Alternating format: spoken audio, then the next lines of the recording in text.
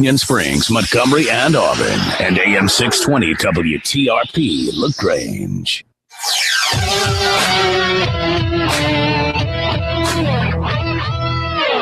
You better buckle your seatbelts because it's going to be a show to watch. From Tiger Communications. Jackson, touchdown! For 20 years, East Alabama's sports talk leader. Swing and drive, mountain right! Sportscall. Call in now at 887-3401 Locomotive or 1-888-9-TIGER-9 toll free. Struck him out. And now, coming to you live from the loveliest village on the plains, Sports Call. Hello, everyone, and good Tuesday afternoon. We appreciate all of you out there joining us this afternoon for the latest edition of Sports Call. My name is Andy Graham, alongside my partner, Randy Lee, and we'll be with you for the next 2 hours, taking your phone calls at 1-888-9-TIGER-9 toll-free or locally at 334-887-3401 on our AO Tourism hotline. We appreciate, again, all of you out there joining us this afternoon. We'd love to hear from you, hear what's on your mind this afternoon, hear your impressions of what took place this past weekend, a really big college football weekend, a lot of surprises, a lot of upsets, a big shakeup in the top 25. We got a great show planned for you this afternoon. Jason Caldwell will, of course, join us at 4:30 to kind of update us on everything going on right now in Auburn Athletics, give us his take on what happened Saturday there in Jordan-Hare Stadium. The Kansas City Royals this past weekend swept the Los Angeles Angels. The Baltimore Orioles, again, they swept the Tigers as well. The American League has everything has been settled so far. The game one of the American League Championship Series will begin Friday night, October the 10th at 7 p.m. on TBS. St. Louis up 2-1 on the Dodgers now after a thrilling victory last night. Game 4 actually will begin in about 5 minutes from now, I believe, on Fox Sports 1 there at Busch Stadium. That'll be Clayton Kershaw versus Shelby Miller. Clayton Kershaw pitching on 3 days rest. Yasiel Puig not in the lineup for the Los Angeles Dodgers as that game gets underway. St. Louis trying to wrap up that series over the Dodgers. The Giants up 2-1 over the Nationals. The Nationals finally get a win in San Francisco this past weekend. Game 4 again later tonight, 8 p.m. on Fox Sports 1 in San Francisco. That'll be Gonzalez versus Vogelsong. Again, an incredible weekend this weekend in college football. Huge shakeup in the top 25. 11 teams going down in the top 25. 5 of the top 10 lose. Auburn looks tremendous, destroys LSU 41-7. We'll talk so much about that game, of course, today and this week as we move forward. And it sets up an enormous battle in Starkville this weekend. Number 3 versus number 2. Auburn traveling to Starkville to take on Mississippi State. But first, as usual, we'll go to our LNG question of the day. And, Randy, I'll let you pose that out there to everybody. Well, I thought that we would kind of spin it around a little bit. And as you look, and at least a lot of the talk on the national talk shows, I watched Feinbaum a little bit this afternoon, and I guess the talk is Alabama. And what was or what is of Alabama is they have lost 3 of their last 7 games. So is this Alabama, Nick Saban, national championship dynasty over? I mean, have we seen the end of the long run of 3 out of 4 seasons national champions for this Alabama football program? It's a good question. I think that a lot of us out there, you and I judge ourselves. I'm the first that's able to go on our programming and try to say something positive about Alabama when it's there to be said. And over the last several years, it's been hard to find anything negative to say about their program.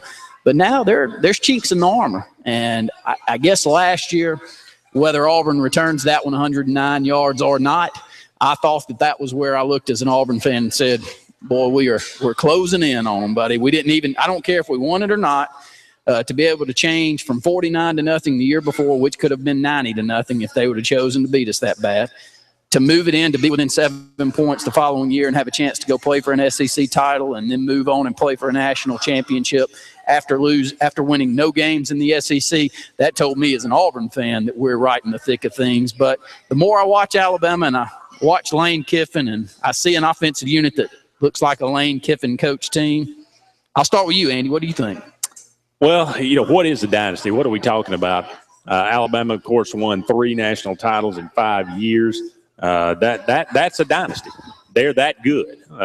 That certainly qualifies. They only won 2 SEC titles in that span, but 3 national titles in 5 years is pretty much – nobody's done that since Nebraska in the mid-'90s. And those kind of things only come around about once every other decade, it seems like, maybe once a decade.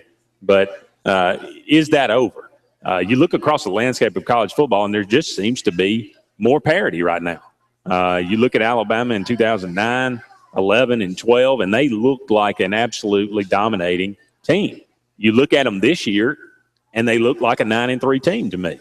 I think Blake Sims is. I don't put much of it on him, to be honest with you. I think he converts third downs probably as good or better than any quarterback in the nation right now. But you look at Alabama's running game; it's just not quite as powerful as it has been. You look at they've got Amari Cooper, who probably is the best receiver in the country, but you can't throw it to one guy 15 times like they've been doing. You look around, and they're just not spreading the ball around. They're committing way too many penalties, way too many turnovers. And, again, we've talked about this before the show. I think they're looking more and more like a Lane Kiffin coach team. I think that guy has, whether you want to call it infected, infiltrated, or just by osmosis, his persona is coming across. And, quite frankly, I'd be concerned if I was an Alabama fan. 888-9-TIGER-9, 334-887-3401. As I look at overall total defense here in the conference, Alabama still sits there at number 1. They're only giving up 264 yards per game. Auburn, biggest difference in our team over the last several years is this defensive performance that this Auburn Tiger football team is putting out there. We're 3rd in the conference, giving up 306 yards per game. Pass defense is, I think, where Alabama has moved down slightly, and some other teams have moved up. Alabama's the 5th-ranked pass defense in the conference, allowing 200 yards per play. 200 yards per game. And as I watch this past weekend, Landon Collins, you continue to hear that this is going to be a first-round draft pick. I'm sure that he is. He's a great talent, but he was burned twice in this game Saturday, and it cost him majorly. And the rest of the secondary just looks out of sorts to me. And for Nick Saban to coach that unit and that to be where his bread's buttered whenever you talk about their defense, especially back in the secondary and able to pull in the top secondary players in the country, which they've got there again this year. That's the reason I think there are more chinks in the armor than you're seeing. Yeah, again, it's the overall picture. Does this mean that Alabama is going to start being a 6-6 team? No, I don't think so. I think they're always going to be good because Nick Saban recruits better than anybody in the country, at least right now. But when you look at the overall picture, again, we're talking about a domination. We're talking about domination of national championships, quote unquote, a dynasty. With a guy like Nick Saban, a guy like Gus Malzahn moving to the same town, a guy, you see Dan Mullen doing what he's doing at Mississippi State right now, who appears by all indications they might legitimately be a top 5 team. Ole Miss, I think maybe it's kind of still out there whether Ole Miss deserves to be number 3 in the country or not, but they'll get a chance to prove it as we go along. But you see all these young coaches coming up, and they're kind of taking over college football, raising these teams' level of play, and there's not that big a gap anymore. And it didn't take long, like you said. You looked at that in 2012, and you thought the gap was the Grand Canyon, and then it's gone. And how do you do that? I still don't really know, to be honest with you. But I'm glad that somehow Gus Malzahn has come in, and he's kind of like a Svengali. I don't know. That gap has been closed, and I think, quote unquote, if you want to call it a dynasty, I think that is over. You won't see Alabama certainly win 3 titles in 5 years. That's not going to happen. 888-9-TIGER-9, 334-887-3401. Your thoughts on Saturday, Andy? First, I'll throw mine out there. I can't believe that the LSU defense has fallen to the depths that they have. Do I think that our offense hit on all cylinders? Do I think that Nick Marshall looked like Nick Marshall did at the end of last year? Absolutely. I thought all looked like we expected it to all season long, and it really gives you the warm fuzzy moving into the second part of the season here for Auburn as a whole, especially the way that the defense has really stepped up in year 2 of Ellis Johnson. But that's the biggest thing that I take away, this LSU defense, and I don't know if Les Miles is losing control. You brought it up last week. It wasn't that he's losing control, but he's losing a grip on the status that he has had up there, not quite high as Alabama, but definitely barely one little ring down from where Alabama has been in the SEC has been LSU over the last decade at least, and I just feel it dropping off somewhat. How about you? Well, LSU's young. I mean, there's just no getting around that. They're extremely young because, you can say it's attrition to the NFL, which is, a good problem to have, but you end up, starting a true freshman on the road. Let's just be honest. The moment was too big for Brandon Harris. I mean, he played terrible. He had absolutely no chance in this game. Now, this is 41-7, biggest margin of defeat in Les Miles' career since he's been at LSU. That kind of thing doesn't start happening, if you're on a good track, good track. You start seeing these, big defeats by large margins. That's a really bad sign, whether you're young or not. Like you said, I think this is probably the worst LSU defense I've seen in 15 years. They don't have a quarterback, which in this day and age, you just cannot succeed. Used to, you could have a caretaker, and Alabama has, done pretty well at that, although they've been some pretty good caretakers. But you just can't have a guy to just throw out there and expect to win. You got to have a guy that is very competent, can do one of two things really well, and usually needs to do both things very well. And no matter what, how you spin LSU's quarterback play since Les Miles has been there, it's been strong. And Mettenberger last year was an outstanding quarterback. A lot of us would have traded for him. That's what I bring up, though. When I look around the conference this year, our starting quarterback, I wouldn't trade with anyone. And our backup quarterback, I wouldn't trade with anyone. And that's the difference that you see in this team. And where if that's all coaching, I personally think that it's in recruiting as well, because Jeremy Johnson, you can go back to his high school days, you go and watch him, and you say he's special. He is something special. Maybe I'm missing that with the two quarterbacks that LSU puts out there, but I don't see it. Even with a true freshman on the road, I missed it. I didn't see a whole lot of Nick Marshall moving around in the pocket, making plays from nothing. I know that he's a freshman on the road, but that's all part of it. Am I wrong there? Well, his first start, I kind of give him a pass maybe. But, he did have one nice run where he took off. And, I think maybe down the road, Brandon Harris he could develop into a good quarterback. Or this is kind of one of those situations where is he going to be ruined? Is he going to be a Cody Burns? Is he going to be just name one of the quarterbacks that Auburn ruined over the last 5 or 6 years. But, you bring in these dual threat quarterbacks, you throw them out there to the dogs and or the Tigers, as it were, and they lose their confidence and they never get it back. Again, it's his first start. The crowd was tremendous Saturday night. Yeah, as good a crowd as we've had in a while. So again, I don't think he had a chance to succeed. It just Auburn was playing too well. But I'm like you. I think that was the most complete game Nick Marshall has played maybe since he's been at Auburn. He looked in total command. He looked quicker than everybody else. He made good reads. He was on mark with his passes. And Sammy Coates, came to play, and we got him involved. Made it a point to throw him some passes and Nick threw it so that he could make a play. That first touchdown was awesome. That was beautiful. That's what we need to do. 888-9 Tiger 9 334-887-3401. All week long, we'll have a question of the week, we'll call it. And this week's question of the week will be the same as we'll have for a majority of the rest of the football season. That's your most memorable Auburn-Mississippi State game. Call in with that one. So many of them. Even though we've won a majority, and I can throw down the list, and Auburn really holds a commanding lead in the overall series, but there have been some nail-biters over the last several years. And the last three that Gus Malzahn's coached in, all of them have been close. No doubt about it. That series, like you said, Auburn has dominated that series. But the games that are, especially in the last, 10 years, that a lot of games have gone down to the wire, especially 2011. I mean, you can't get any more down to the wire than that game was. I remember leaving that game just completely shot. Last year. Last year was the same way. 2010. Absolutely. Tremendous. Go down the list. Every one of them Gus Malzahd's been the coach on. Auburn has won the football game, but it has been a struggle to say the least. And this is by far, I think this is the best Auburn team that we've seen.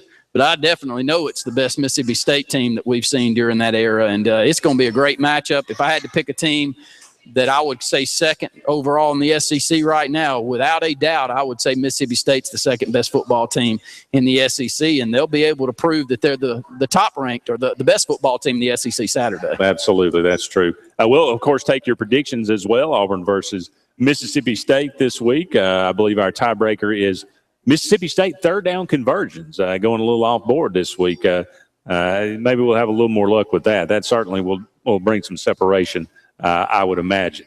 Sports Call today brought to you by Always Money. Always Money offers title loans, cash advance loans, Western Union services, and they buy your gold. Visit one of their many convenient locations or visit them on the web at alwaysmoney.com. Always Money. Easy, convenient, friendly, and fast. Randy and I will be back with you for segment number 2 here on the Tuesday Sports Call. Right after this, more Sports Call on the way.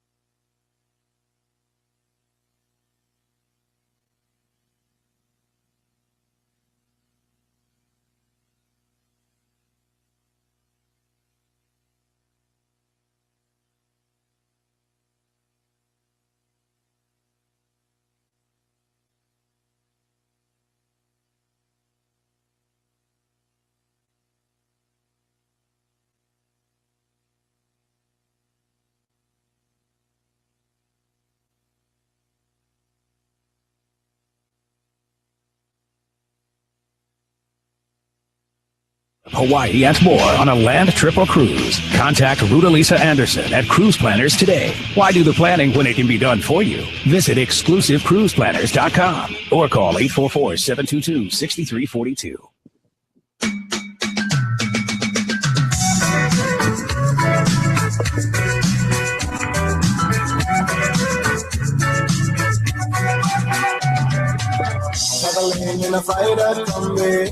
Welcome back, everyone, to the Tuesday edition of Sports Call. Andy and Randy here with you until 6 o'clock, taking your phone calls at 1-888-9-TIGER-9 toll-free or locally at 334-887-3401 on our Auburn Opelika Tourism Hotline. Again, we appreciate all of you out there that have chosen to join us this afternoon. I'd love to hear from you, hear what's on your mind, or hear what you thought about the Auburn-LSU game or any other game that took place this weekend. A lot of great games in the SEC. A lot of surprising games. I probably was not prepared. I didn't think Ole Miss really stood a chance against Alabama, but they rose up. Bo Wallace played probably his best game he's ever played since he's been at Ole Miss, and I think that's what it took to win that game.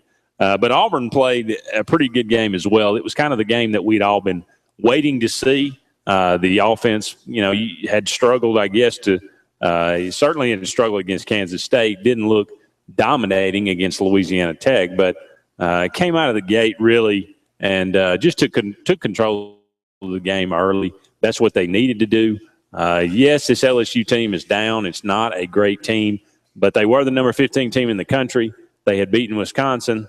They came into this game with the same kind of swagger that they always do.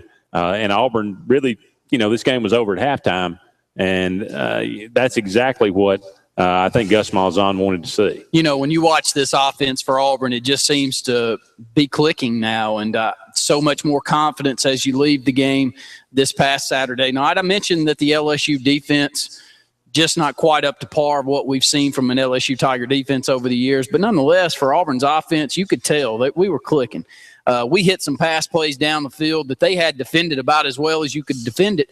But Nick Marshall gave a receiver like Sammy Coates, receiver like Duke Williams, opportunities to go up and make plays. And the ball was in a position where he could make a play on it deep down the field. A majority of the ones that we've missed earlier in the season, Sammy's not had an opportunity to make a play on it. Even if he's had a step or two, Nick's overthrown it 4 or 5 yards. So given our receivers and given that, I'm going to call it supreme athleticism that we have out at that receiving core, a chance to make it. Cameron Artis-Payne has been consistent all season long. He just continued down the path that he's been on. He's up to 594 yards. He's averaging 118.8 yards per game running the football. We knew that Trey Mason was going to be hard to replace. But as of Saturday and as of the offensive front and the holes that we saw, a very talented and athletic LSU team give up to this Auburn team. Offense is where I really point to, and I see the numbers and I see the 50-50 split and throwing the football and running the football. I love where we stand right now. Yeah, very balanced. You look like they made it a point. They threw a little bit more on first down.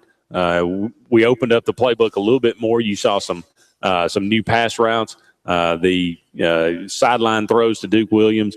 If Nick executed that, if he can make that throw, it's pretty much indefensible, especially with a guy like Duke Williams, who obviously went up and caught the ball. But you saw C.J. Uzomah get a little more involved. He only had 2 catches, but one of them was a touchdown.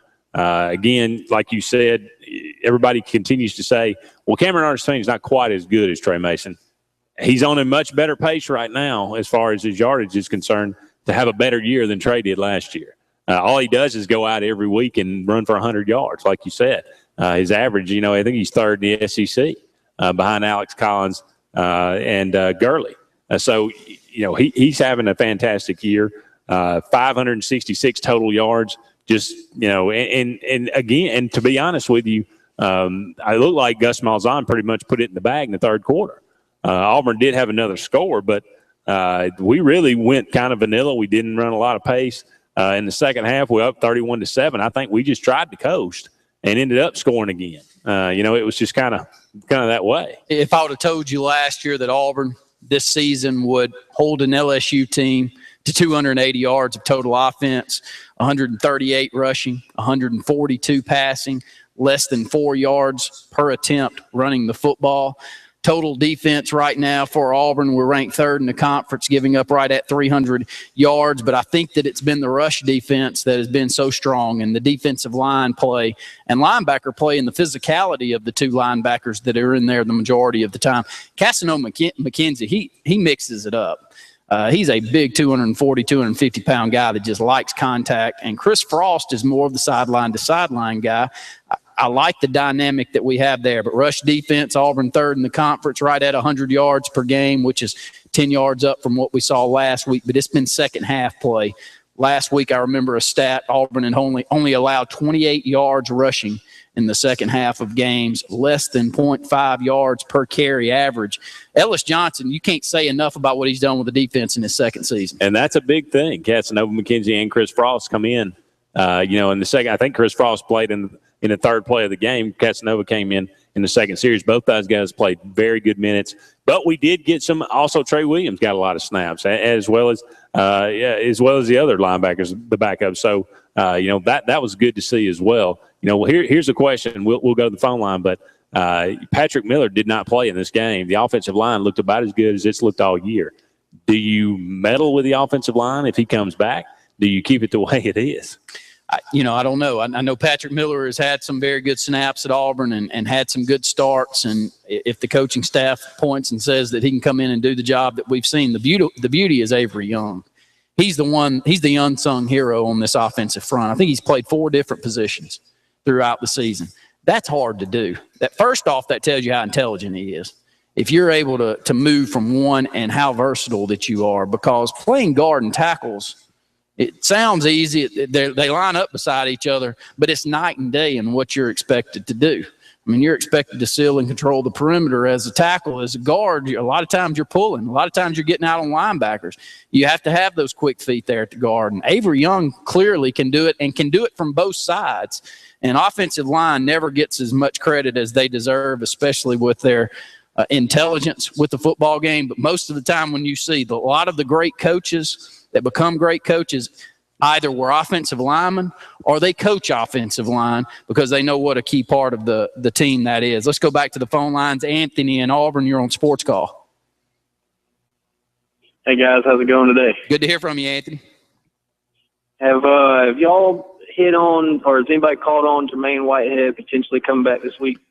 No, I haven't, but, I'd had a report earlier that he will not be back this week. I saw a report where Gabe Wright had said that, Jermaine Whitehead, he's apologetic for what he did, would love to be back. It's sad that it's late in his career that it's happened this way, but it sounds to me like the coaching staff and Gus Malzahn's really put their foot down on this one. Yeah, I mean, I heard, Pat Miller, injured one's a conduct issue, but I think if both of them come back, I know Pat Miller's more of a better foot. Anthony, I think we got a bad connection with you, buddy. We may have to let you go here and try to catch up with you later.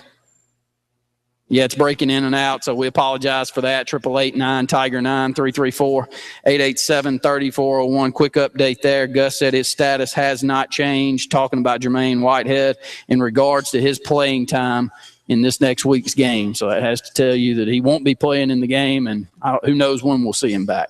Yeah, Anthony turned into Max Headroom there for a minute, but I think we'll go ahead and take our second break here, the mid-hour break of our Tuesday Sports Call. When we come back, hopefully, we'll catch up with Jason Caldwell from inside the Auburn Tigers. We'll ask him about Jermaine Whitehead and his status, and the status of the other, maybe Patrick Miller and his injury. Will he be back for this upcoming game at Mississippi State? More Sports Call on the way, presented by Always Money.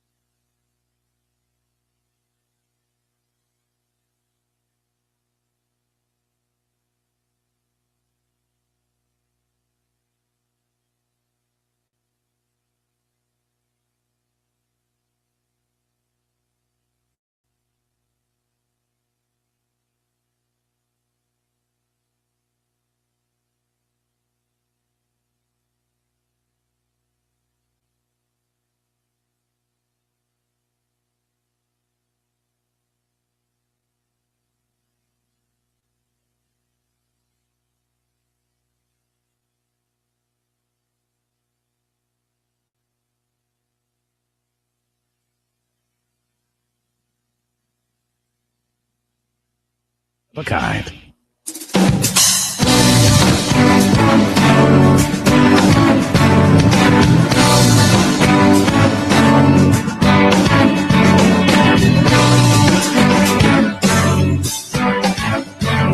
Welcome back, everyone, to the Tuesday edition of Sports Call. Andy Graham here with you for another hour and 30 minutes, taking your phone calls at 1-888-9-TIGER-9 toll-free or locally at 334-887-3401. We'll actually pick up your phone calls in the next segment, but right now we're going to welcome in our good friend Jason Caldwell from inside the Auburn Tigers. Hey, Jason, how you doing today? And I'm doing good. How about you?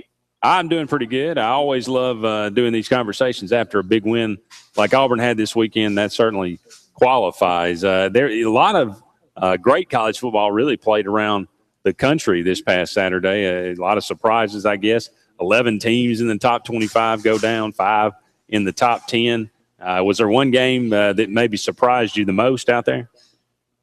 You start looking at them and not really, I wouldn't say shocked by any. I was surprised that Ole Miss beat Alabama. I thought that was one where Alabama's offense is going to be a little bit better, but they just didn't move the football effectively, and a couple of turnovers were real big keys for them. So that one was maybe a little bit of surprise. Wasn't surprised at TCU and Oklahoma. I actually thought that they were going to win that game. And you look in history, sometimes it doesn't matter, but sometimes it does. UCLA had lost 4 straight games the week before Oregon, and lose at home to Utah, and so not really surprised by any of those things. It's college football. That's what you get, and just what makes it such a unpredictable thing at times, and especially when you have them start to kind of roll like they did last weekend. LSU comes into Jordan-Hare Stadium Saturday night. I really thought the crowd was just electric. I thought it made a big difference in the game. What about you? Yeah, I thought the crowd played a big part early on. It allowed Auburn to really keep them at bay, even though they had some big first down runs, to put themselves in positions to get first downs and extend some drives.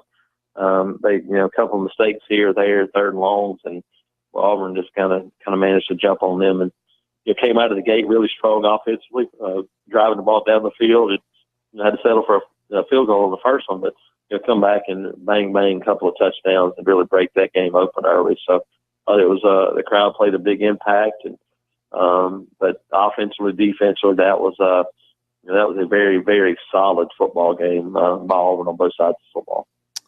Well, Jason, you've been doing this for a while now. You've seen a lot of LSU teams. Were you more impressed with Auburn and what they did, or maybe less impressed with this LSU team?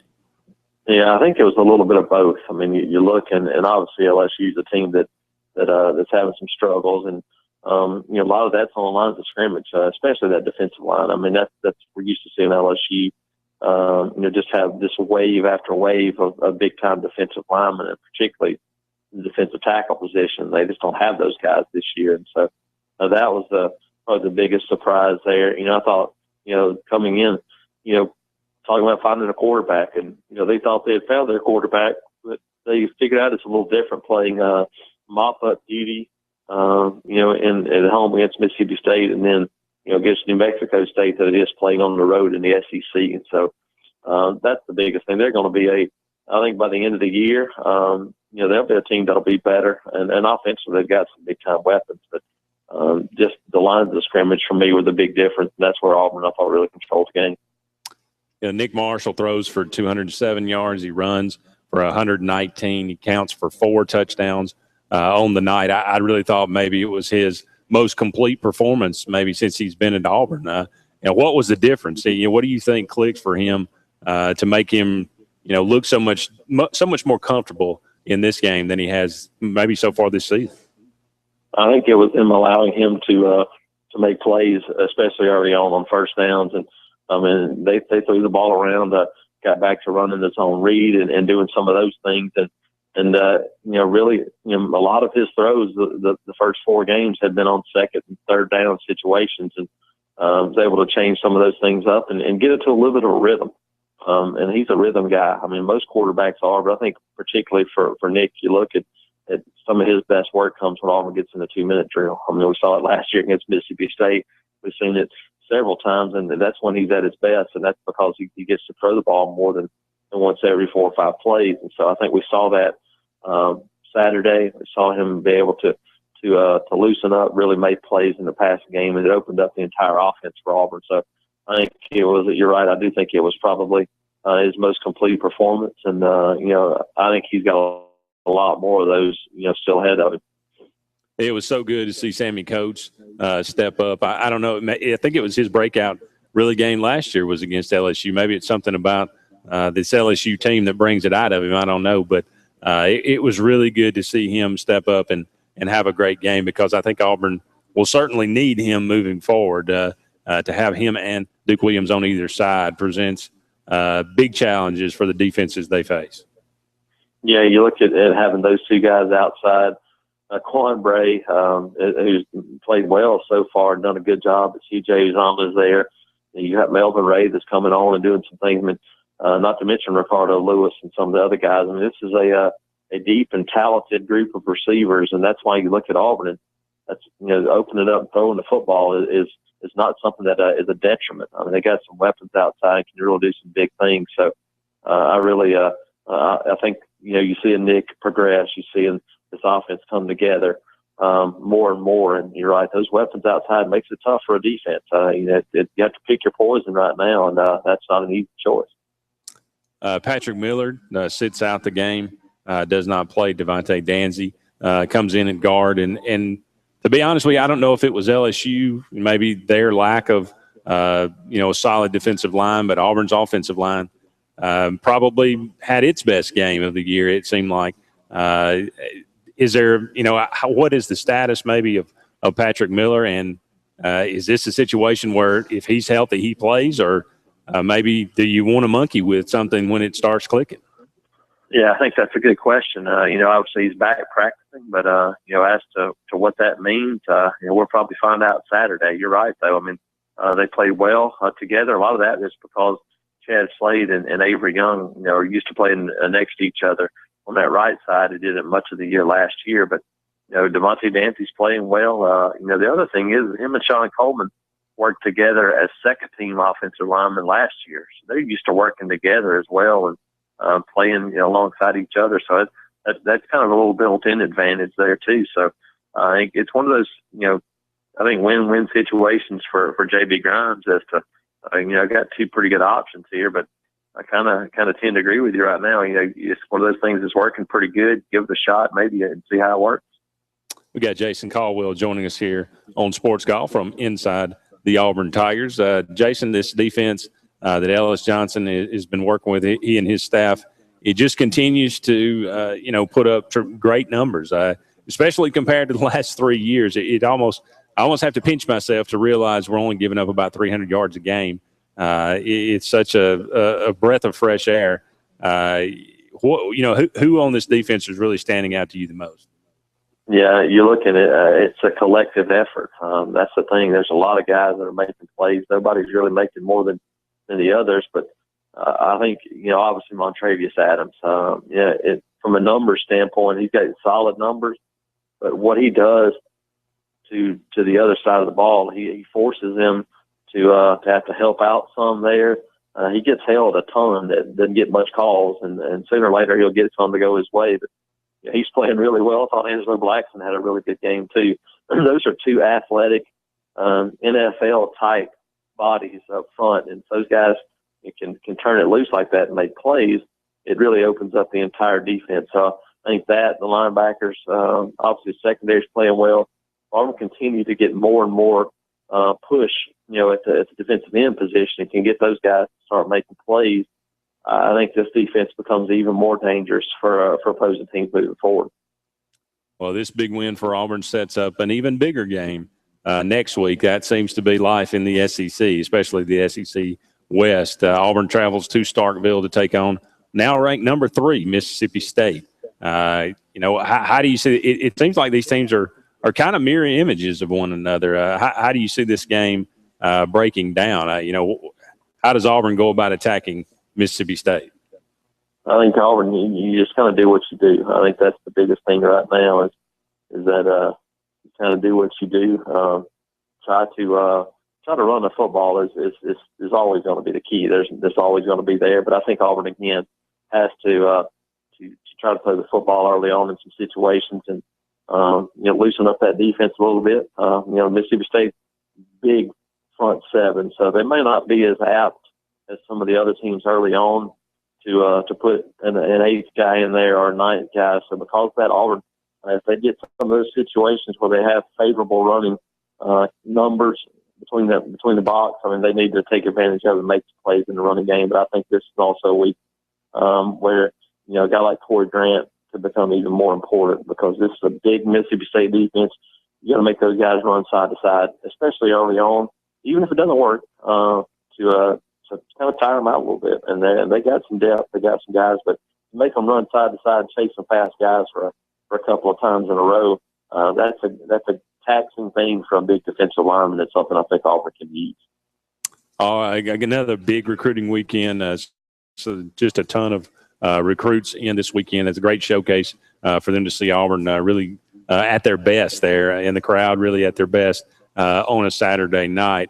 Auburn really, I think, has 20 commitments now. What do they want to close with? Who do they want to add?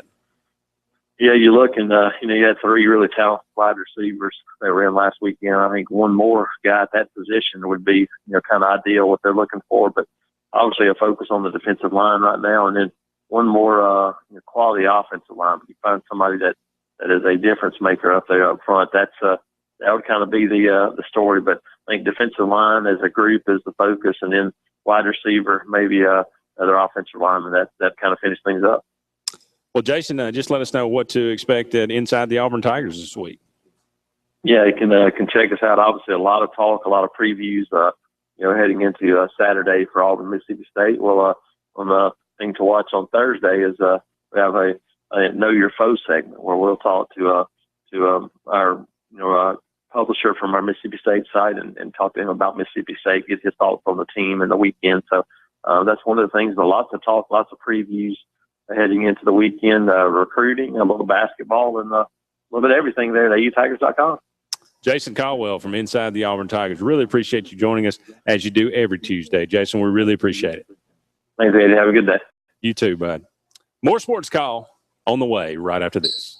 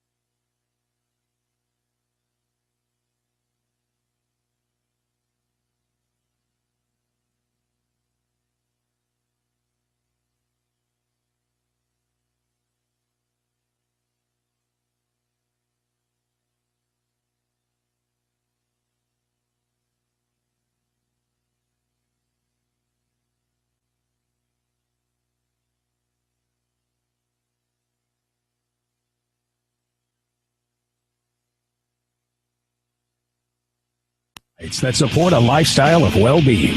When you need to refresh, revitalize, and replenish, it's always Resource Natural Spring Water.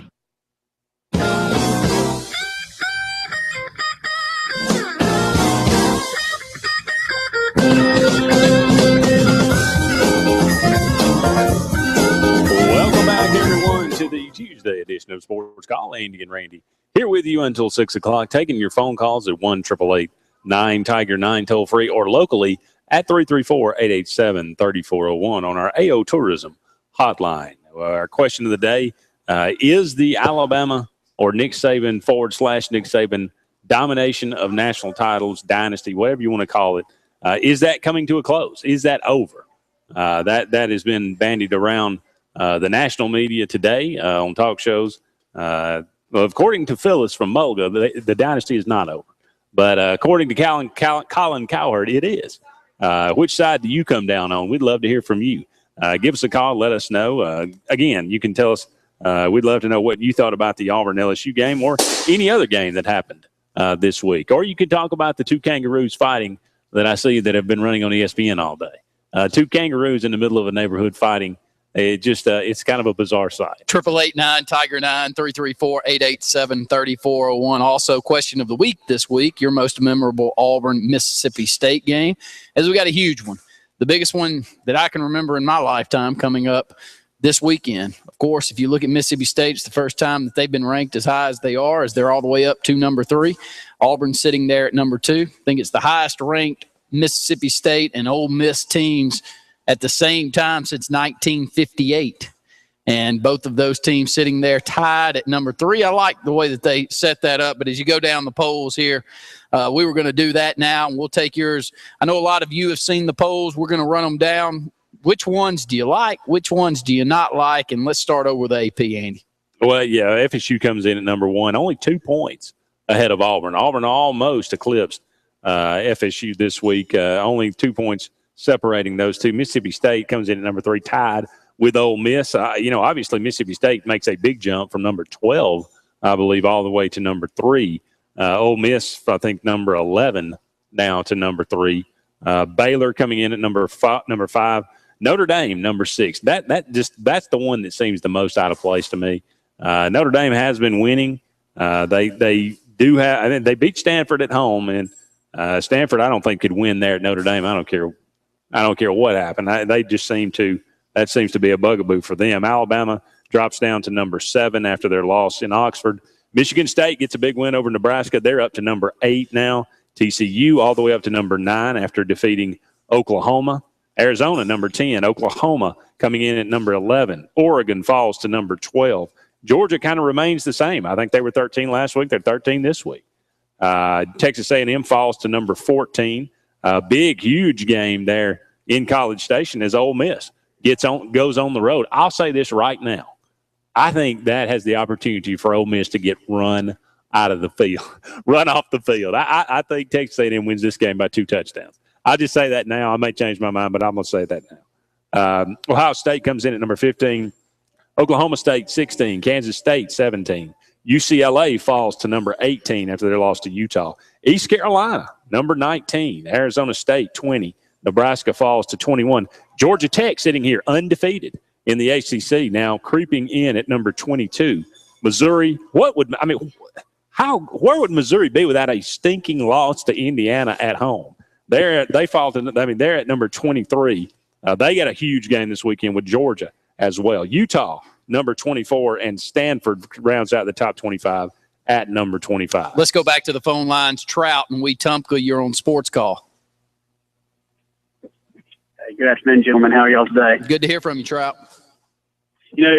I think that it's very, very possible that we're going to get 2 SEC teams in the playoffs. I was just thinking about it. It is very possible that the loser of this weekend's football game might not lose again. Maybe it. Let's just say Auburn wins this weekend and Auburn runs the table, which I think is very possible. And let's say Mississippi State loses in a competitive football game Saturday, and they do not lose again. You can't keep them out of the playoffs. And I don't think that they will. Yeah, Trout, you bring up a big conversation that we had leading into the program, and we were saying pretty much the same thing you did there.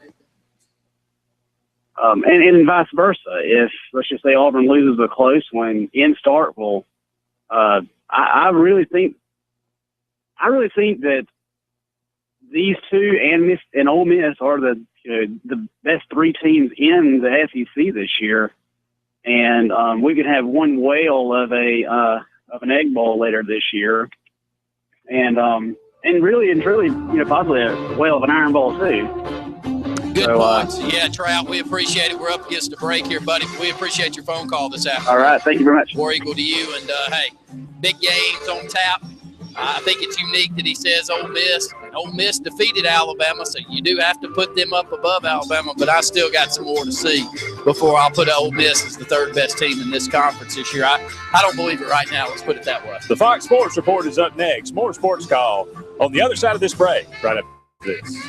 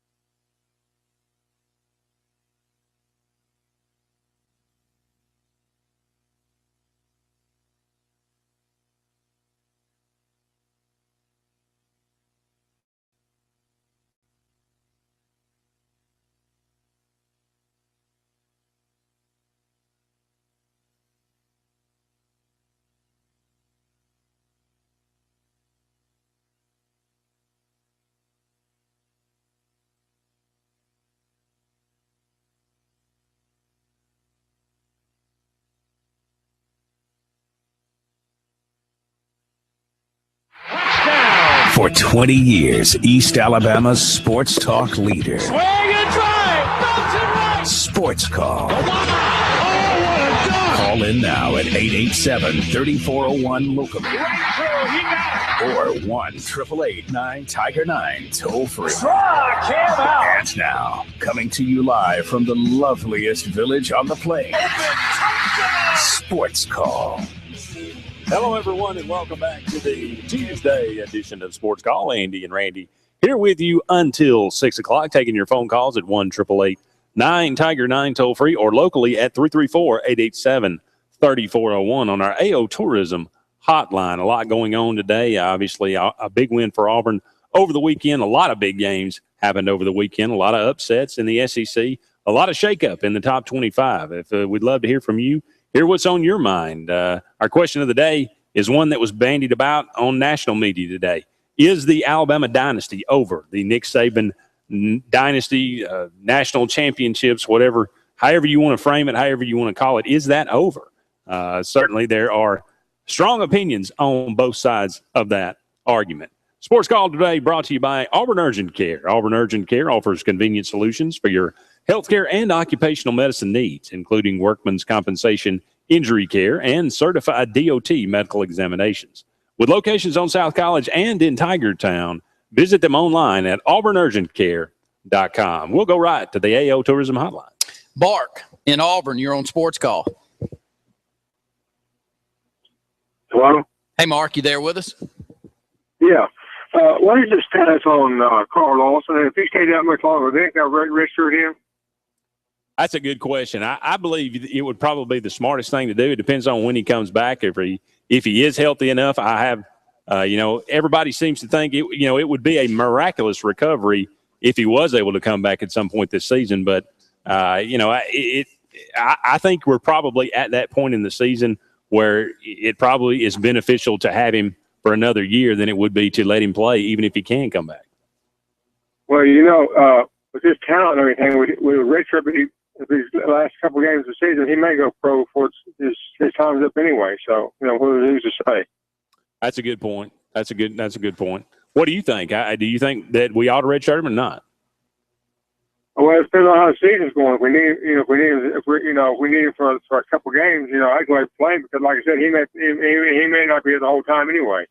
Yeah, if we're playing in the SEC title game, if we got a chance to play for a national championship, and he was able to come back, say maybe for the Ole Miss game to finish out the season, it would probably be worth it. I guess if we're going to make it that far.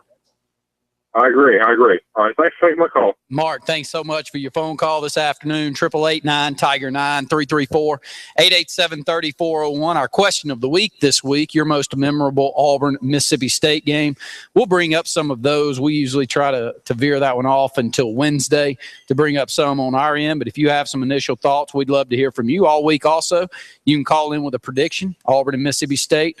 Third down conversions will be, and that's third down conversions for Mississippi State will be the tiebreaker. So 888-9-TIGER-9. We brought up a few on this top 25. Let's go back, Andy. We didn't have a chance to say which ones we felt are a little bit overranked and those that are underranked.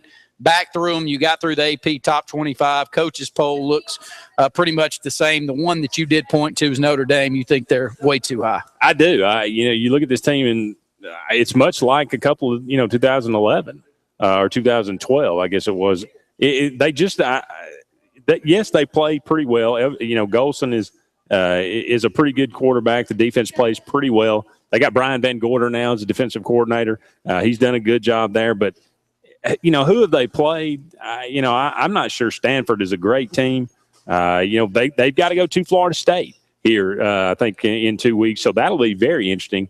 That might tell the tale. If they go into Tallahassee and win that game, I'll give them some credit, even though I don't think Florida State's the number one team in the country. But going in and winning that game with Jameis Winston, I think would say something for Notre Dame. But right now, no, I think they'd be more like number 16, not number 6. Let's go back to the phone lines. Anthony in Auburn, you're on Sports Call. Hello? Yeah, good to have you on, Anthony. Hey, how y'all doing? Good. How about you? All right. I want to go ahead and get my pick in. All right, what you think? I think State 42, Auburn 24. Okay. State's playing some good football right now, and I just think anytime you can turn around and hand the ball off to the running back, and he can bruise you for 6, 7, 8 yards, and the quarterback can compliment him as well. So I think it's State's time. I think if State beat Auburn, State will go ahead and probably play for the national championship. I wouldn't be surprised. I tell you, Mississippi State's got as good a team as I can remember in my lifetime. And the tiebreaker, though, Anthony's, how many third down conversions for Mississippi State? I'll say they'll get 5. 5 third down conversions. Anthony, we appreciate your phone call today. You got an answer. All right. What's your thoughts on our question of the day? Do you think this Alabama dynasty is over, or do you think that it's still alive and well? I think it's still alive and well. They just got to make some adjustments, got to go out and do some recruiting.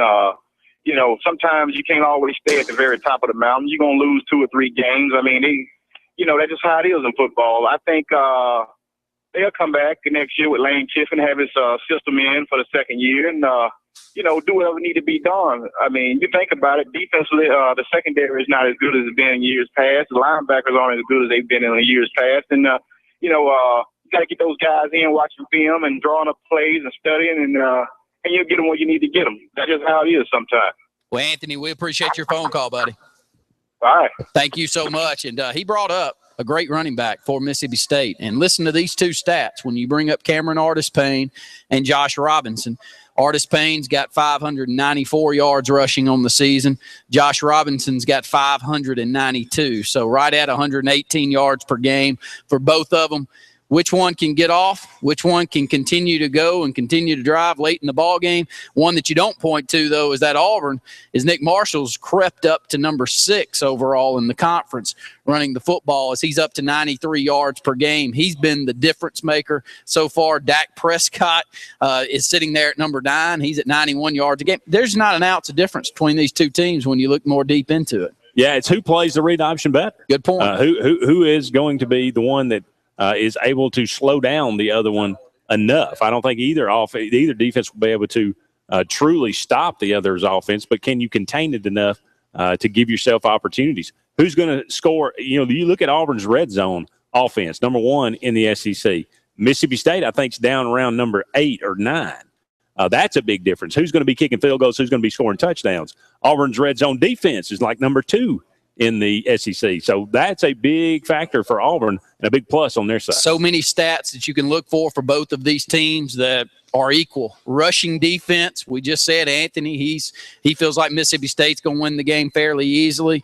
Vice versa, we feel pretty confident about Auburn going on the road over there, but rushing defense going to be huge in this game. Mississippi State's 2nd in the conference, allowing 98 yards per game. Auburn's 3rd in the conference, giving up 100 yards per game. So we just gave you those 2 stats. If you throw both the quarterback and the lead running back in the mix, Auburn and Mississippi State with just those 2 backs averaging 225 yards per game. So something's got to give, which is more than double than these 2 teams are giving up. So which one of these defense step it up and can control the line of scrimmage is going to be a telltale sign this upcoming. Quickly back to the phone lines. Anthony in Tuskegee, you're on Sports Call.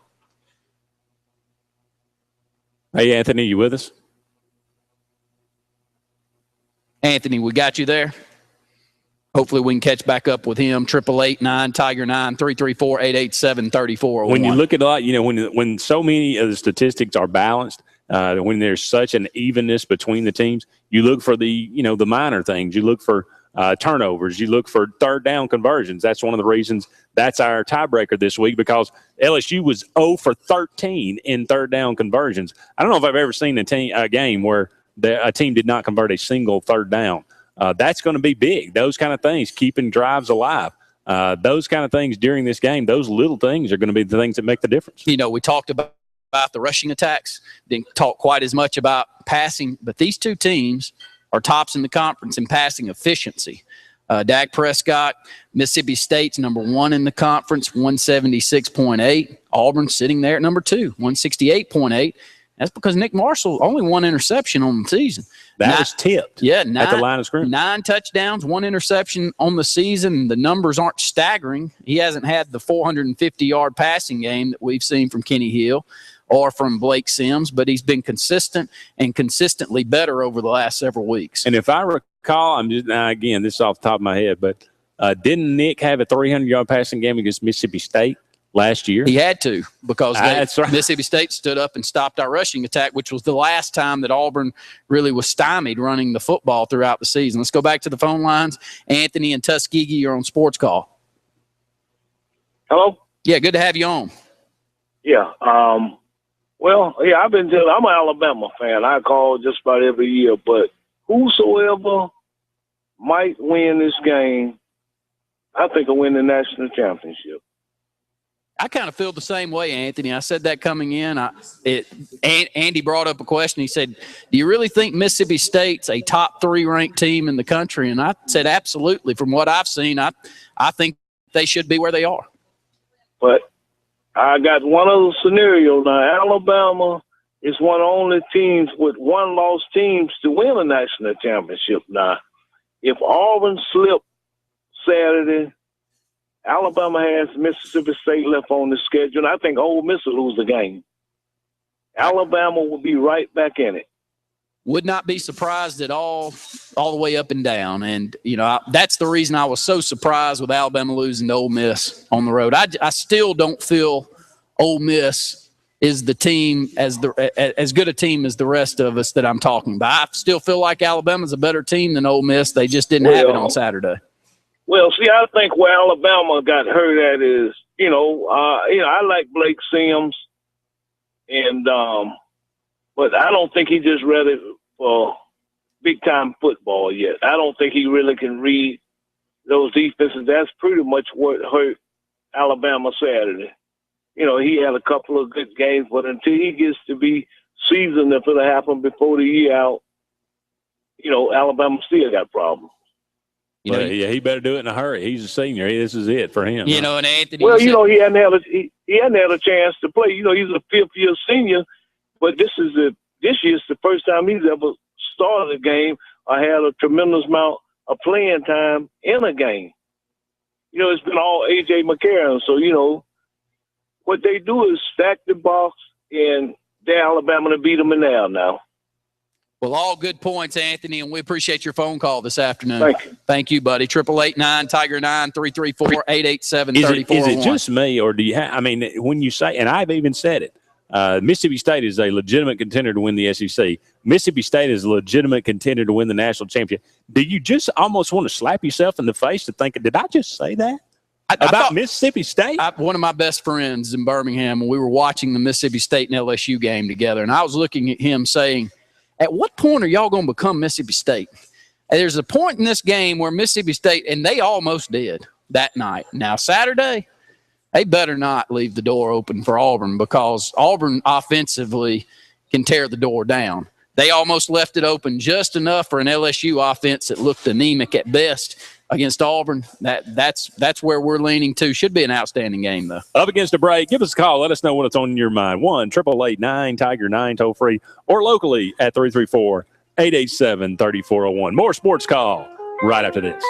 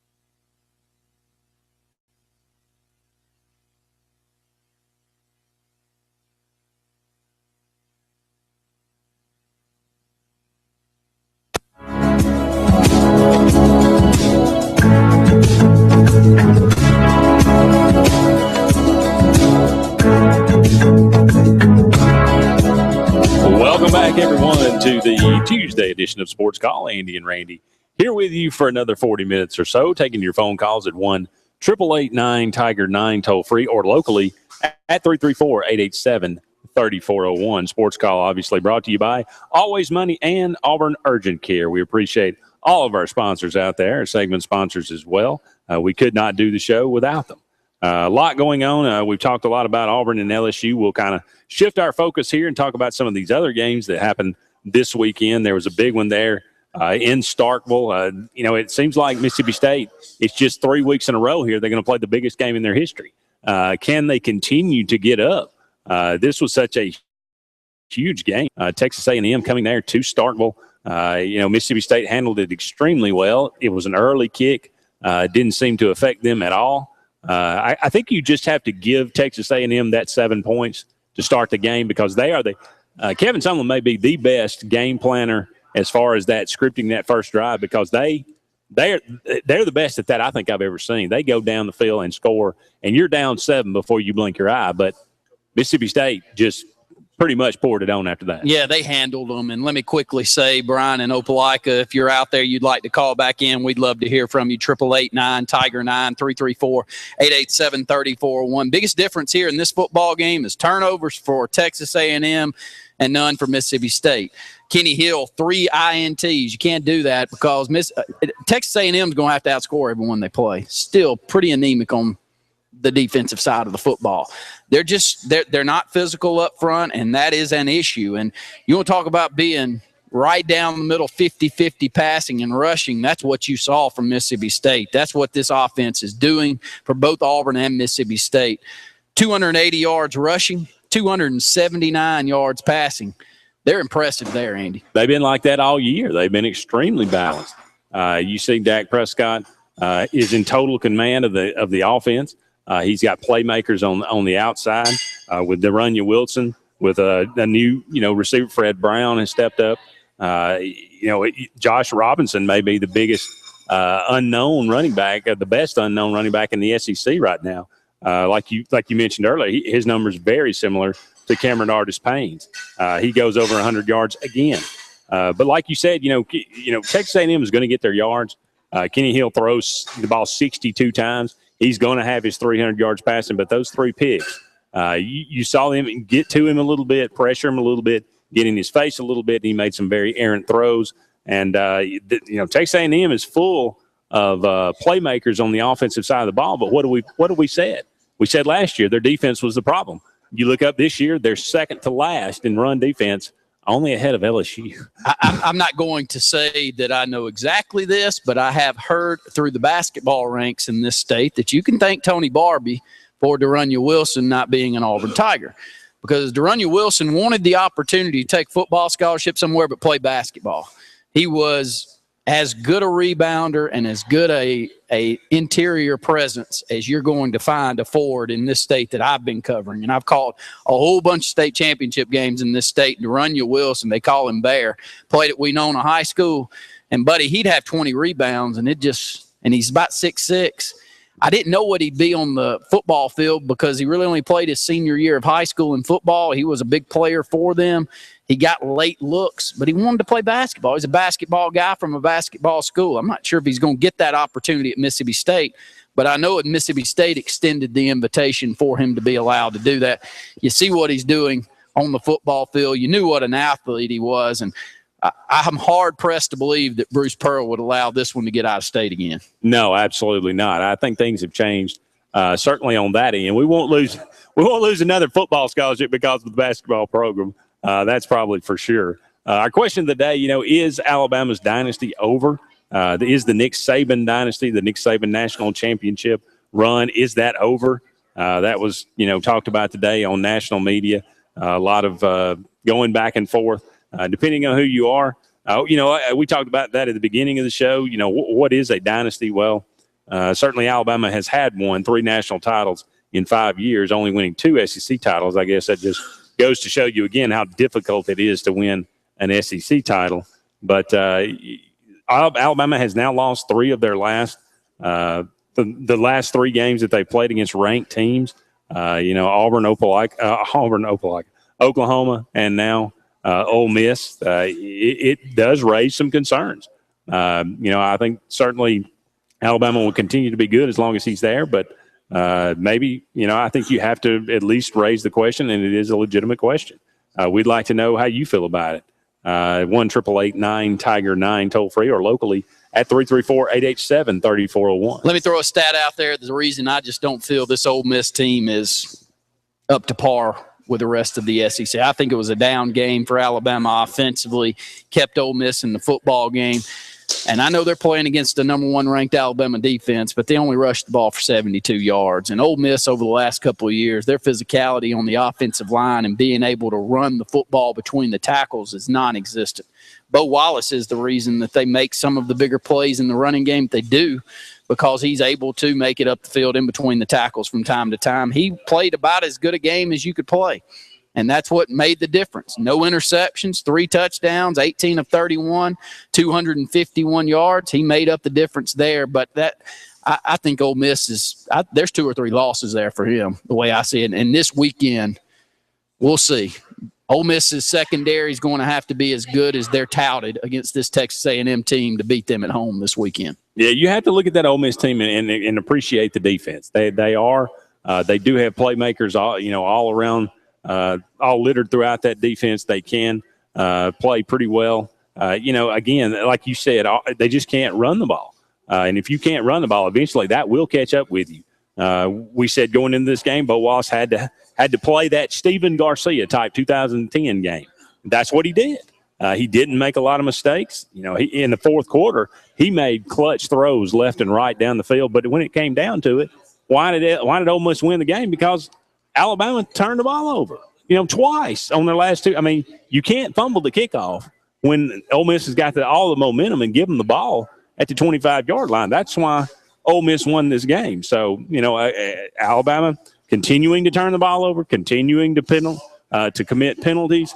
Had 8 penalties for 52 yards in this game. Ole Miss coming in this game was near the top in committing penalties, only 3 penalties for 25 yards in this game. So, Ole Miss did exactly what they had to do. Alabama did exactly what they couldn't do. 888-9-TIGER-9, 334-887-3401. Love to hear from you. Our prediction of the week, of course, is Auburn and Mississippi State.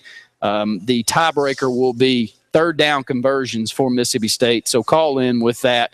The game, and I think we need more than a minute or 2 to talk about this, so we'll skip it over into the next segment. But Will Muschamp in Florida, I know they picked up a victory, but God, I'm glad he's not head coach at Auburn. I'm glad we made the decisions and things worked out the way that they did, because I was pro Will Muschamp. Brett will say that 2 or 3 years ago. Now I'm as far unpro Will Muschamp in the way that he handled himself after that football game as I can be. I don't care what the Tennessee fans were saying to him.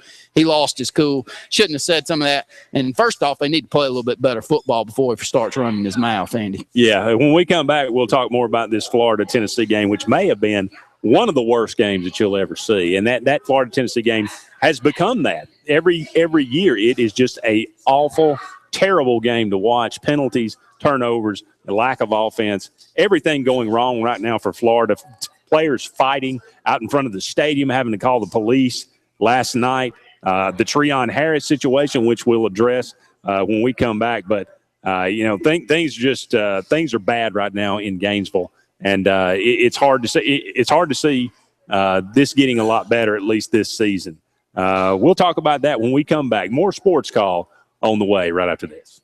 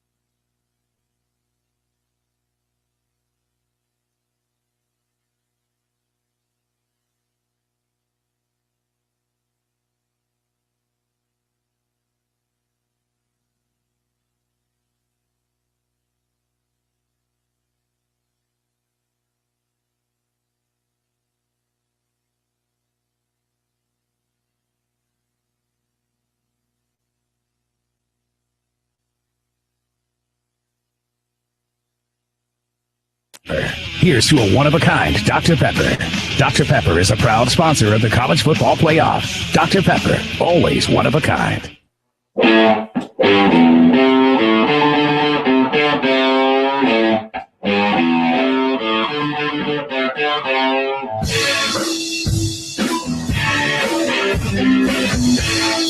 Welcome back, everyone, to Sports Call on this beautiful Tuesday afternoon. Fall weather upon us. It's starting to warm up a little bit, but it was a beautiful night for football there in Jordan-Hare Stadium. A little cool. Almost felt like football weather is supposed to feel like.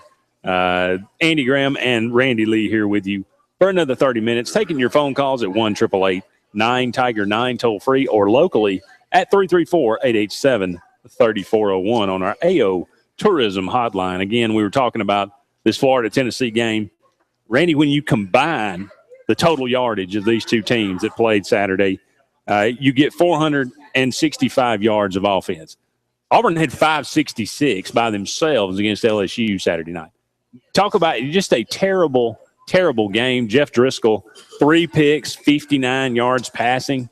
They bench him. They bring in Treon Harris. He's able to lead them really with, he throws for 17 yards, runs for 24, but leads them to victory, to get 10 points in the fourth quarter. They upset Tennessee, which I don't know where you go from here if you're Tennessee, but now Treon Harris is accused of sexual assault the night after the Sunday morning following this game. They were about to announce him as the starter at benching Jeff Driscoll. Now he's suspended indefinitely. Poor Jeff Driscoll is now thrust back into the starting role. And yet Florida is sitting here at 3-1, 2-1 in the league with an opportunity to win the East. It won't happen. There's no way this team, they have been this lucky, and defense is decent, but Andy, there's no way that this thing's not going to rear its ugly head again. They only won 4 football games last year. They're not much better this year. Offensively, they're equally as dreadful as they were last year, and it's just shocking to me. Changing offensive coordinators. But how is Florida that far down talent-wise? I guess it's imagination on the offensive side of the ball. Lord knows, Auburn fans, we've seen it. We knew that we were, getting top 5 recruiting classes each year, and at the end of Gene Chizik era, it was as bad as I can ever remember it as an Auburn fan, and that's including that 1998 team that was about the same, close to the worst team that I've ever seen. Both teams only winning 3 games, none of them in conference. So Florida, I think that it will rear its ugly head. I'd have to look down through the remaining schedule that they have there, Andy, but it's ugly. But Tennessee, not much better. Justin Worley does throw for 200 yards, but he has those 2 picks. Jalen Hurd can't run the football, 3.9 yards on 10 carries. Tennessee averaged 1.1 yard a carry for the game rushing. And their offensive line, I know that they lost a lot of offensive line. But Tennessee, I don't see any upside to them. Of course you don't once they lose again, but this Florida team, does Muschamp make it out of the year? Well, Florida goes LSU goes to Florida this weekend. They have LSU left. They have South Carolina left. They have Missouri left. They have Georgia left. And, of course, Florida State as well. But, looking at that LSU team that I saw Saturday night, it's legitimate that Florida could beat them in Gainesville.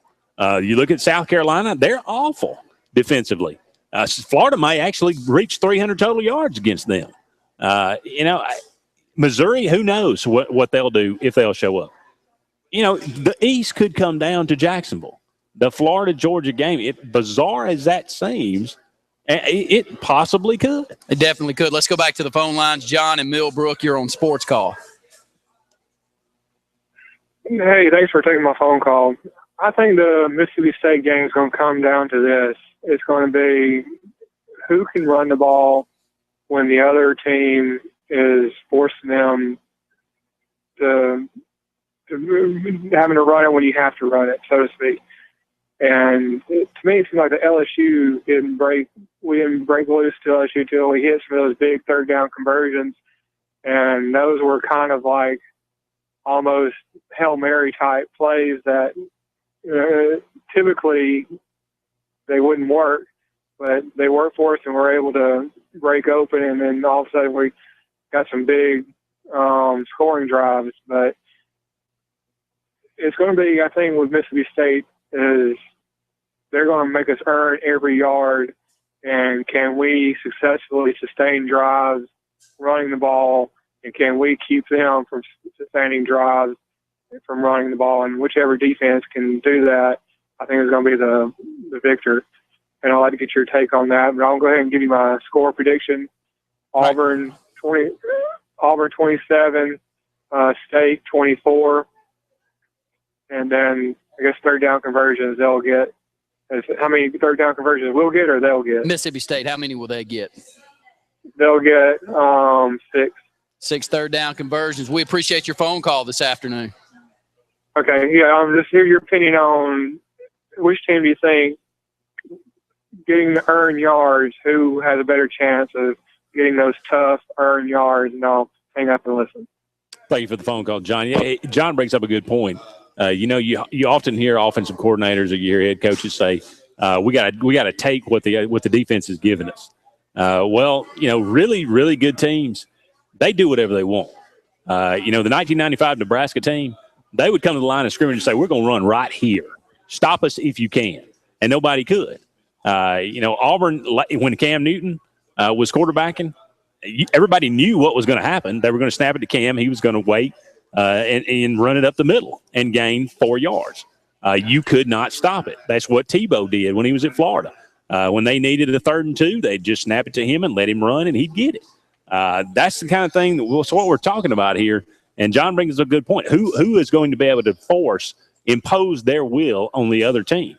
And that's a good question. And to be quite honest with you, I don't know. I can't tell either, because last year, if you're to look back at last year's game, it's the one game that Auburn really struggled mightily defensively, and it was stopping. It was early, though. Well, it was Dak Prescott running between the tackles and making plays with his legs. And this year, you add in Josh Robinson, and anybody that, if you haven't watched Mississippi State play, the player that jumps out at you is this Josh Robinson. I mean, he is a fireball. Yeah. He's a bowling ball out there on the field. He's rushed for 592 yards, right at 120 yards per game, which vice versa is, as we said earlier in the program, about the exact same amount of yardage that Cameron Artis-Payne has rushed for this year.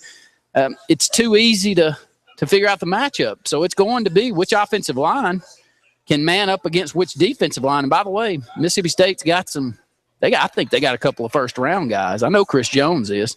I think he's a top 10 pick in the NFL draft. So which ones? I think Montravius Adams has that same. Which one of those defensive players can be the Nick Fairley, can make the biggest difference back there? And it goes back to turnovers that you said and penalties. It's going to be a close game. Unless someone plays poorly and turns the football over, I don't see how this one's not, especially on the road at Mississippi State. Last year, Benardrick McKinney said, I knew where they were going to go every play. He said their signals aren't, their plays aren't hard to figure out. And they did a fantastic job of stopping Auburn's run. He's back this year. Like you said, Mississippi State has a fantastic front seven. They've struggled this year giving up passing yards. They have not struggled giving up rushing yards. And again, Auburn's offensive line, it's kind of mixed up a little bit. What are they going to do? They're going to bring back Patrick Miller? Do you just take what we've got right now? With Avery Young moving out to tackle and Devontae Danzy moving to guard, moving Chad Slade back over to right side. Do you leave well enough alone because the chemistry was so good? Nick Marshall's going to have to be good on his reads.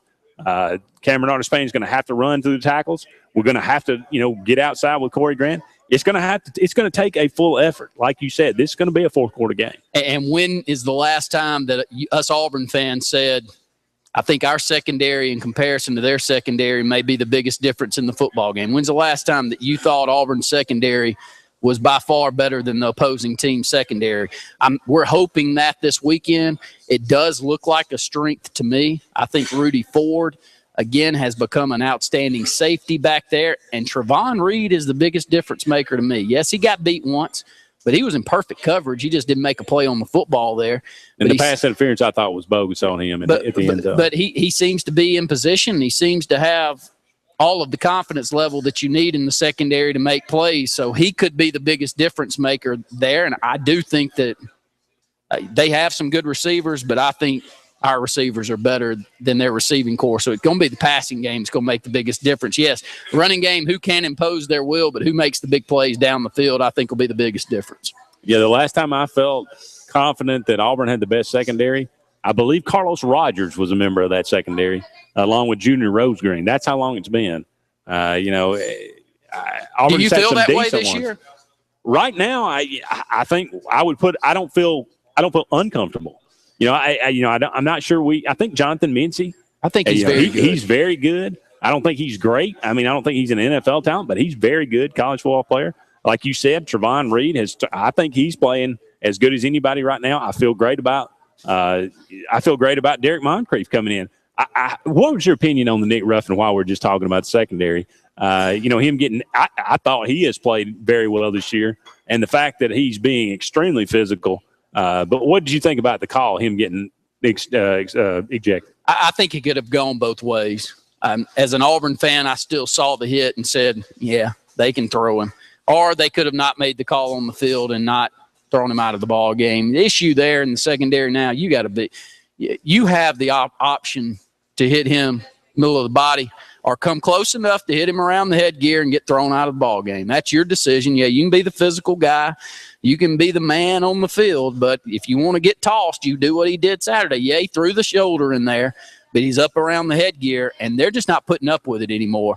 And look, with these concussions and the difference that has been made and the talk in the NFL with these concussions and what it may become to these retired players, you got to get a grip on it. You don't have a choice anymore. Well, the fact that he got thrown out and he took a chance, and maybe we'll get somebody else thrown out, but I'm going to tell you what, this is why I liked it, because we were the ones passing the licks against LSU. We were the ones that were more physical. Corey Grant laid the wood to an LSU safety and almost knocked him out. Nick Ruffin laid the wood to an LSU receiver. Yeah, he got thrown out. Okay, I'll live with that. We need to be the ones passing the licks in the Mississippi State game. We have to be the more physical team. If we get out there and they're the ones passing the licks to us, we got no chance. And I don't know if you remember, but 2011, we took on LSU. They had us down, I want to say it was 2011, 40-something points around halftime. It was one of those where you wanted to turn it off. It may have been 12, but I think it wasn't 12. They won 20-12. It was 2011, and we looked like we didn't want to hit anybody on kickoff. Please don't touch me. We were so – That's the one the LSU fullback said they didn't want to hit us. Yeah, I mean, they felt sorry for us. And for you to say that just brought up a terrible memory there, but a good memory for the Chains. Let's go quickly to the phone lines. Michael in Auburn, you're on Sportscall. Hey, guys, I was just going to ask about the kind of like the development of someone like McEnroe, Alexander, Cameron Belton, some of those DBs that came in a couple of years back, and I haven't heard anything about Calvarez Bassett. I know he was in some trouble in the doghouse, but I didn't know if y'all could touch on that. And I guess with LSU, my other question, do you see them possibly missing out on a bowl? I mean, they've got 5 tough SEC games still coming up, and I think they'll probably not be favored in all of those games. What do you guys think? I think the LSU could definitely miss out on. If they lose to Florida, I think they will miss out on the bowl game. As far as Calvarez Bassett, I think it's just a matter of – I think he's out of the doghouse now. I think Stephen Roberts has just gotten more playing time because he's stepped up a little bit more at safety. Bassett's more of a cornerback. Mincy and Trevon Reed have just played better as far as that position is concerned. And Michael, looks like Ellis Johnson's thrilled with what he's seeing out of Brandon King.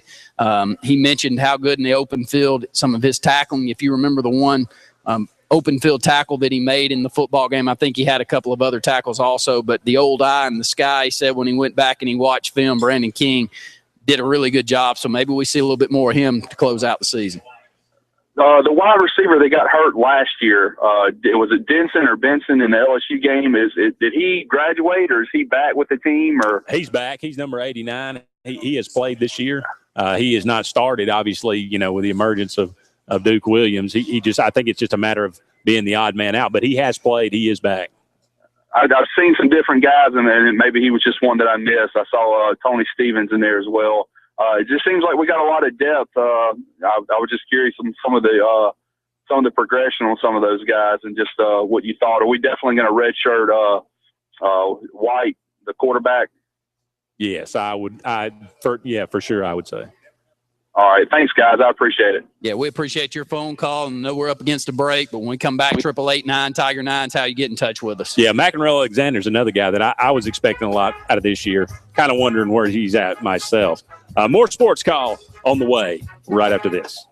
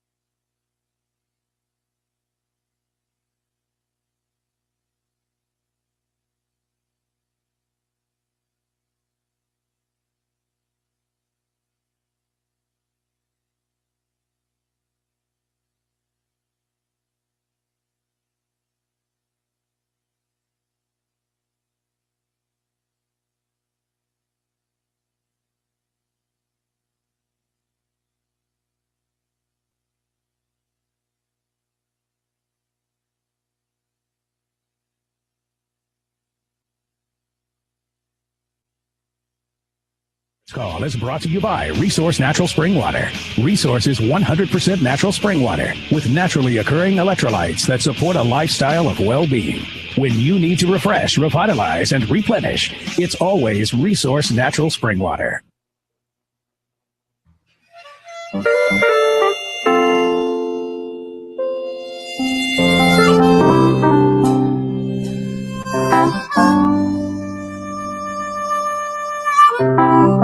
Welcome back, everybody. everyone, to the final segment of Sports Call on this Tuesday afternoon. Andy and Randy here with you, closing out the show. Give us a call. Still time to get that final prediction in. We'll take them all week here. Auburn versus Mississippi State. The tiebreaker being third down conversions by Mississippi State. Of course, our question of the day was, is the Alabama dynasty over? That question been bandied around national media today. We'd love to hear your opinion, or if you'd like to talk about any of the games we've discussed today. Randy, injuries are a big thing, especially, just ask Ohio State. Losing your quarterback, Braxton Miller, kind of changes your outlook on the season. Alabama's had a pretty rough weekend as far as injuries are concerned. They lose Kenyon Drake to a pretty ugly, horrific injury, lower leg injury, a broken leg, dislocated ankle. It was a very unseemly sight there, on there in Oxford. They also lose their linebacker, Denzel Duvall, for the next 4 weeks. They lose their center, Ryan Kelly, who's going to be out for a couple of weeks. Mississippi State didn't seem to miss their center too much this past weekend as they took on Texas A&M. But injuries do play a big role, and Auburn's been pretty lucky so far. Yeah, definitely have. Lose Carl Lawson to start the season, but he's been out, and you can prepare.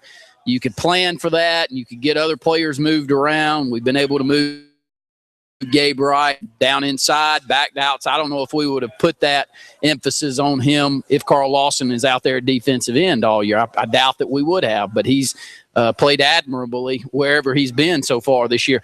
But, I think that it is a big stat, and the two inside linebackers for Auburn, with Chris Frost and Casanova McKenzie coming back this past weekend, and you saw what a big difference they were. LSU wanted to run the ball directly at them. Leonard Fournette had several good runs to start that football game off. Never could break one, never could get really in the open field. A big run for them was 9, 10, 11 yards, and they only had that a couple of different times. So, yes, we have been lucky. Knock on wood that we can continue to say that. Absolutely. The injury bug will end up biting you at some point. It's just a matter of when and how bad. Dodgers up 2-0 right now over St. Louis. That game just continuing on about midway, a couple of innings into that game. Sports Call will be back on the air tomorrow, 4 to 6. Randy and I'll be with you. For Randy Lee, I'm Andy Graham saying so long for now. We'll talk again soon.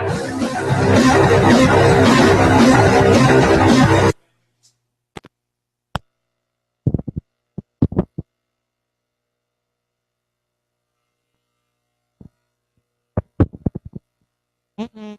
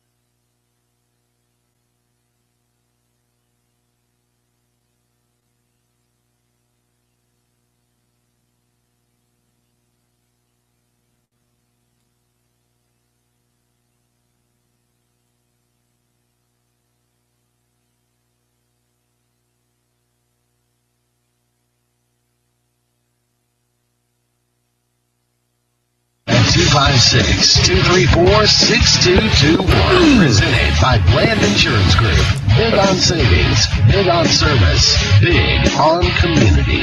If it's sports in the Lake Martin area, we cover it. The Lake Martin Sports Roundup, right now.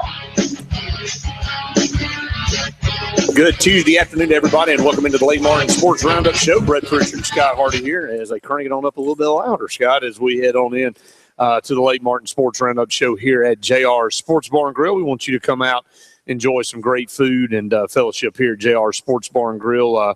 Always good to be here, Scott, and dead in the middle and just past the halfway point now in the high school football season. It's hard to believe to this point where we are and how quickly it goes by. It'll be really about another about a month or so, and we'll be taking shape on who we think in these classifications will be heading to Jordan-Hare Stadium for the Super 7 now, as we have 7 classifications and a lot of great football in this area, some upsets this past week in this area, and we're going to talk about those. Of course, Benjamin Russell here in Alex City with a huge win over Oxford, 40-21. Oxford tacks on a late touchdown to make that score a little bit closer, but once again, the defense continues to be dominant. The offense really has improved each week as we've gone along. Tyree looks very comfortable, Scott, and I think the sky's the limit for this Benjamin Russell team. Yeah, I mean, if you look at how the season started, and especially looking at Tyree and the progression that he's made as a quarterback, I think the maturation process with him has been tremendous. They've given him an opportunity to expand in the offense. You can tell he's more comfortable with it now. He had an excellent game on Friday, and I look for that to continue this weekend, or this Friday, and I think they're going to need it because Chelsea is definitely, although they did take a big loss to Opelika, that Benjamin Russell and Chelsea are the next 2 teams I think to look forward for that number 2 seed. Well, I think that's the battle for the number 2 seed, just like you said, because these 2 teams have that commonality in the loss. Obviously, Benjamin Russell was a lot closer than Chelsea was.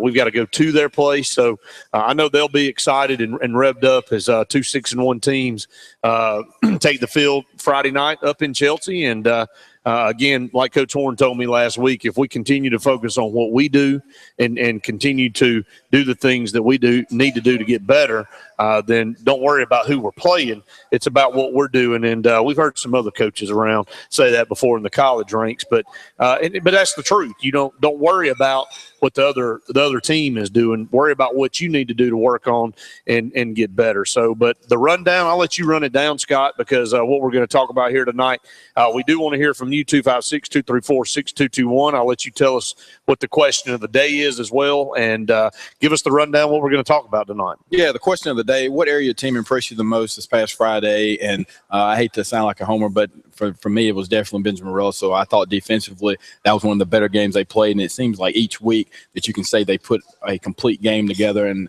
like you said, they did give up a late touchdown there, but a great game for them. But Benjamin Russell versus Oxford, we'll break that game down. Dayville and Munford, Dayville struggling a little bit here, a little surprised. And I know that was a team that we thought would really make a run going in for a playoff run there, but Horseshoe Bend, Elmore County, Reeltown and Rambert, another team, Reeltown, taking the loss where many thought that they had a chance, but Rambert playing some great football right now.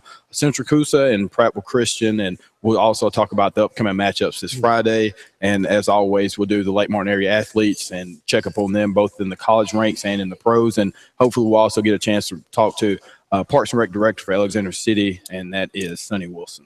Yeah, a lot to talk about tonight. And, again, next segment we'll talk about that Benjamin Russell game, but we'll kind of do a little synopsis here on Dayville Munford because, you know, that really, to me, I know Munford's got a good program, and they've had a good team for a while, but I fully expected Dayville to go up to Munford and take care of business, and it has been a struggle for Dayville. There's a lot of high expectations coming in, ranked 3rd in Class 4A, and now – 7 games in with a 4-3 record. I mean, that to me is just a head scratcher, you know, if you want to look at it because of the talent.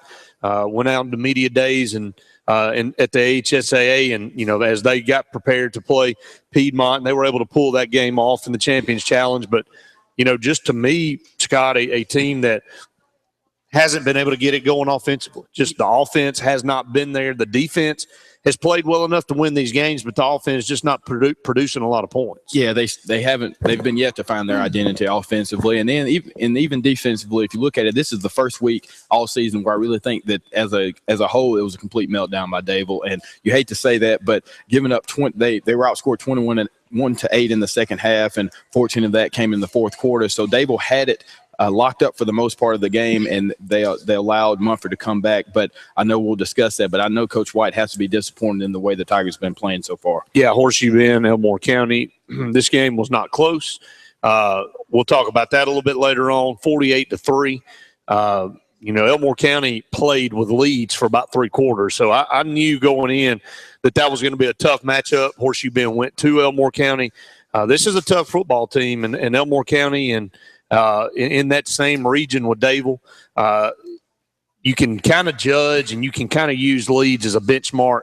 And when they were right there with Leeds for a majority of that game, you knew it was going to be a tall task for Horseshoe Bend. But they'll go back to the drawing board. This team has some good players, and they don't have any quit in them. And Coach Franklin and his staff do a tremendous job. So we'll talk about that game. Another shocker. I mean, it was the time for upsets here in this area. Reeltown loses to Ranburne in overtime, and Reeltown had it rolling there, Scott, and it's the first loss of the season for the Rebels. I know Jackie O'Neill in this program will rebound. They always do. They're still one of the better teams in their classification, but, somebody told me about 3 weeks ago to watch out for Ranburne. They were the real deal this year. Obviously so. Yeah, and again, it was just like in the Dable situation. Not to take anything away from Ranburne, but Reeltown's up 14-0 going into the fourth quarter, and they allow them to tie it up in the fourth, and they score 14, and the game ends up going into overtime. But again, Reeltown, I think, still playing as good as any team in their classification. So I don't think this loss will hurt them as much as it did in the scoreboard. 256-234-6221 to be part of the Lake Martin Sports Roundup, always here at JR Sports Bar and Grill. Why don't you come out and join us? A lot of people been in and out so far, and again, they have the best food around as far as any of us are concerned. And again, a lot of people would accuse us of being biased, but it's the truth. I mean, you can see how many people come in and out and get pickup orders and come in here and eat every single night that we're here. So come on out to JR Sports Bar and Grill. They have some outstanding food and all of the flat screen TVs here for you to catch your favorite team in action. So we want to hear from you. What area team impressed you the most this past Friday? I guess now is a great time, Scott, since we're halfway through or past the halfway point of the season. Who makes it into the playoffs, and where do you think they will be? That'll be something we'll talk about when we come back from this first break. We are up against the first break here on Lake Martin Sports Roundup. When we come back, we'll break these games down a little bit more in depth and then talk about the week upcoming for these teams. And then where do we see these teams ending up in their region and how many of them make the playoffs? Stay tuned. More of the Lake Martin Sports Roundup show presented by JR's right after this. This